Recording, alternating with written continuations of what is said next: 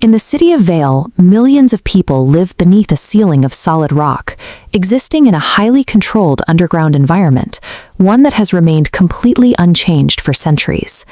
For 10,000 years, the ruling authorities have maintained that the surface is a poisonous wasteland, a narrative that ensures the population remains entirely dependent on the city's massive artificial infrastructure. While life within Vale appears stable, the city is plagued by persistent tectonic tremors, vibrations the government dismisses as the natural settling of the Earth's crust. Dr. Lyra Soren, a structural biophysicist, began tracking these events and found a pattern that contradicts standard geological models. For 6 months, the earthquakes have occurred with a precise metronomic rhythm. Tectonic plates do not move with mathematical regularity. The structure housing humanity is operating under physical laws that do not apply to planetary geology. Deep underground sensors eventually captured a low, rhythmic booming echoing from the restricted sectors. The sound repeats at massive, fixed intervals. This chart tracks the city's electrical grid fluctuations against that subterranean noise. Every time the pulse hits, the city's power levels surge in unison. This secondary overlay tracks human biometric data syncing to this exact pulse. Most significantly, Lyra identified a two-way feedback loop. When the population's collective stress levels spike, the subterranean pulse grows erratic. Surveillance cameras in the lowest sectors provided physical evidence of this connection. The metal walls are undergoing tiny, synchronized microcontractions, mimicking living tissue. The city's failing infrastructure is a biological response. Vale is reacting to the pulse of a massive, living entity. Following the rhythmic pulse, Dr. Soren descended into the forbidden lower levels. As the depth increased, the industrial architecture began to shift, losing its hard edges and becoming increasingly organic. Steel pipes transitioned into structures resembling warm, breathing veins. The air here carries a metallic scent, thick with the humidity of a living system. At the deepest level, Lyra discovered the core, a chamber miles wide. Inside, behind layers of translucent tissue, a colossal host moves in the darkness. The city's infrastructure is anchored directly into this creature's body. Towering districts function like mechanical parasites, siphoning heat and energy from the organism to sustain human life. Humanity is a parasitic infestation, surviving off the biological output of a dormant god. Government archives revealed that Earth was lost 10,000 years ago.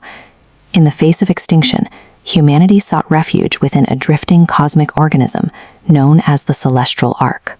The Ark provided a self-sustaining environment and a natural shield against deep space radiation, allowing the last remnants of the species to survive the transit between stars.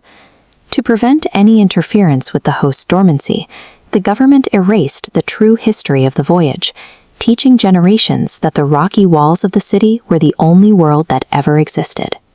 Millennia of siphoning resources have pushed the Ark to the brink of starvation.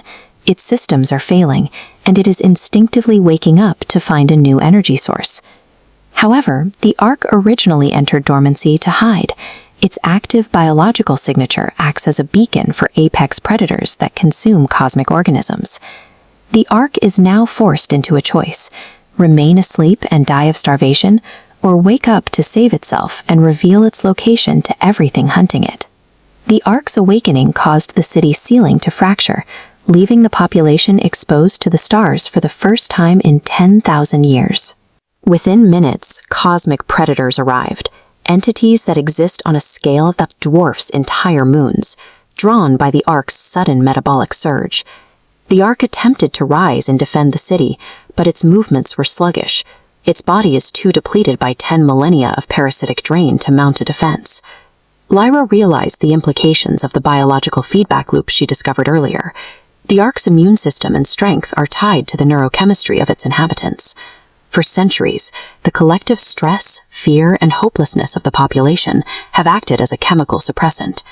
The despair of the people living inside the Ark has effectively poisoned its nervous system, leaving it too weak to fight. Lyra broadcast the unedited truth to every screen in Vale. She explained the Ark's history and its current struggle to protect them. As the population processed the truth, the city's emotional output shifted. The network map shows a transition from terror into unified purpose. This collective neurochemistry generated a massive bioelectrical charge, surging through the anchors directly into the Ark's nervous system. The infusion of energy allowed the god to rapidly repair its cellular damage, restoring the strength it had lost over thousands of years. The Ark's massive eye brightened with golden energy. It stood at its full height, no longer a starving host, but an empowered protector. The Ark broadcast a harmonic song across the galaxy, a signal that awakened other dormant giants hidden in the void. Faced with a collective of gods, the predators retreated. Humanity secured its future by evolving into a symbiotic partner. They are no longer merely living inside a god. They are the energy that keeps it alive.